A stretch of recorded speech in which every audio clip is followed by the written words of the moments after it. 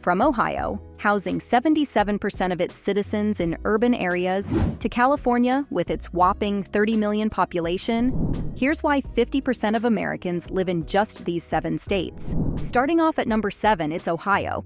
Interestingly enough, Ohio mirrors the nation's urban distribution quite well. 80% of Americans reside in cities, and the folks over in Ohio are pretty on point at keeping this statistic accurate, with about 77% of the population being urban.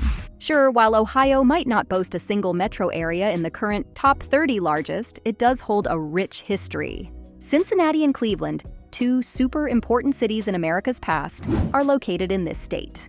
Cincinnati, strategically located on the Ohio River, served as a crucial stopping point for travelers and goods moving from Pittsburgh to the Mississippi River. When canals connecting to Lake Erie and the East Coast were developed, Cincinnati's importance as a transportation hub pretty much skyrocketed. By 1850, it claimed the title of the nation's port capital and stood as the 5th largest city. Cleveland's rise unfolded slightly later, evolving into a major manufacturing center during the Civil War. The discovery of oil nearby catapulted it into the nation's oil capital until 1901. Not to mention, the city's industrial landscape became really diverse, especially as the arrival of automobile and airplane assembly lines, which turned it into the 5th largest metropolis, all the way back in 1920. Sure, these cities are no longer in their prime, and Ohio's population has been on a downward trend, but the state's history and legacy still endure. Over at number 6, it's Illinois. And here's something that might shock you: a whopping 75% of Illinois is just vast farmland, and over 50% of it is as flat as a pancake. So, you might be wondering, how on earth did it become the 6th most populated state, playing host to a staggering 12.58 million residents? Well, there's one word that answers that question: Chicago. The Windy City, currently holding the title of the 3rd largest city in the U.S., with a metro population of 9.27 million people. To put it in perspective, Chicago is home to more people than all but 10 states combined. That's a downright massive number of people who live in this city. 75% of all Illinoisans call Chicago home. And when you compare that to the next largest city, Peoria, which only has a population of around 363,000, Chicago's sheer dominance, especially in its own state, becomes quite apparent. But why did Chicago rise to become one of America's most important cities for a significant chunk of the 20th century? Well, it all comes down to location. Nestled on the southwestern shores of Lake Michigan, Chicago found itself strategically positioned as the nearest point between the Great Lakes and the Mississippi River watershed. While Chicago experienced its peak sometime in the 1960s and is currently losing residents, the city had already secured its place as America's 2nd city for a century. It has weathered the country's shift to suburbanization and deindustrialization better than most, standing quite firmly on its feet. Next up at number 5, it's Pennsylvania. Despite being relatively small, especially compared to most other states on this list, Pennsylvania boasts an astonishing population of 12.97 million residents, making it 22 times more populated than Wyoming. That's quite a feat, right?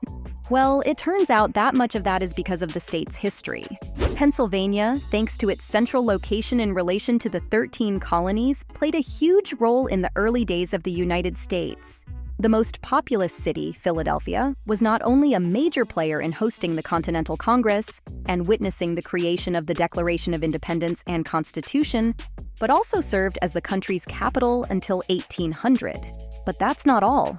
By the 19th century, industrialization had taken center stage in the state, especially when it came to textiles and manufacturing.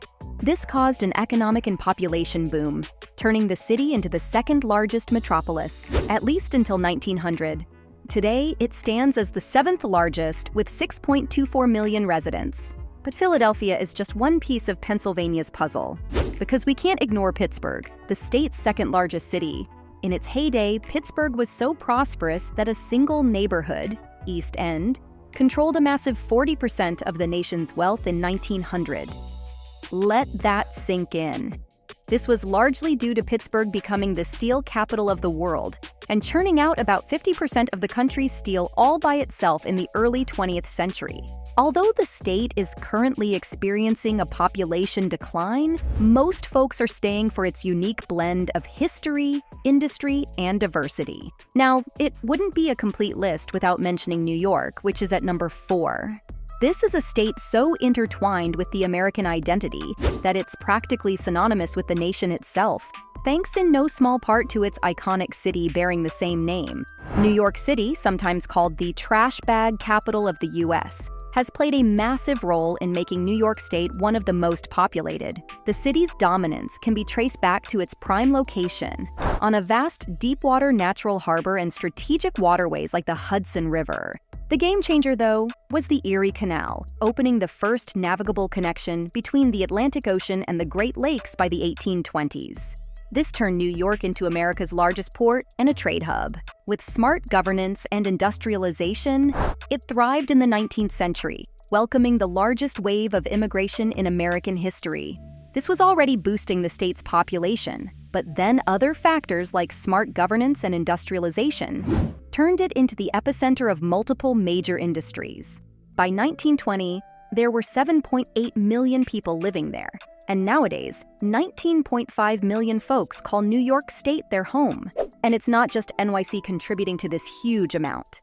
Historic cities like Albany, Rochester, and Buffalo, each with metro populations over 900,000, contribute to the state's population.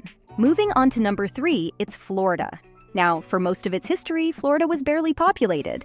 I mean, with issues like the endless heat, high humidity, not to mention the onslaught of mosquitoes, it's no surprise no one wanted to live there. But then what changed?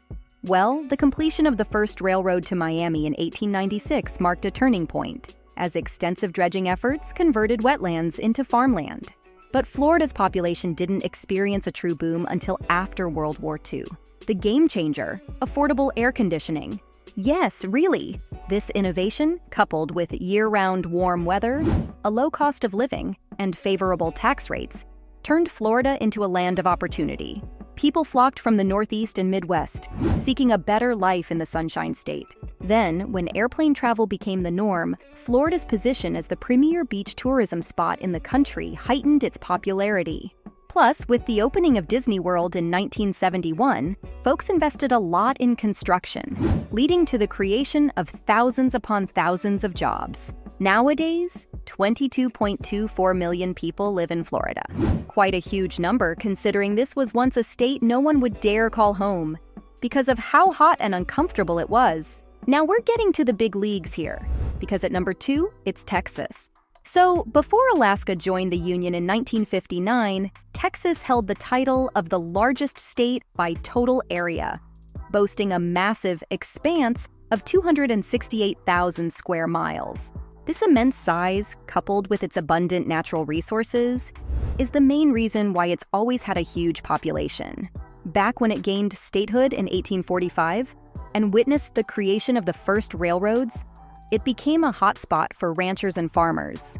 Plus, the state's rich soil and large open spaces meant that its population just kept going up and up. Texas became the 6th most populated state by 1900.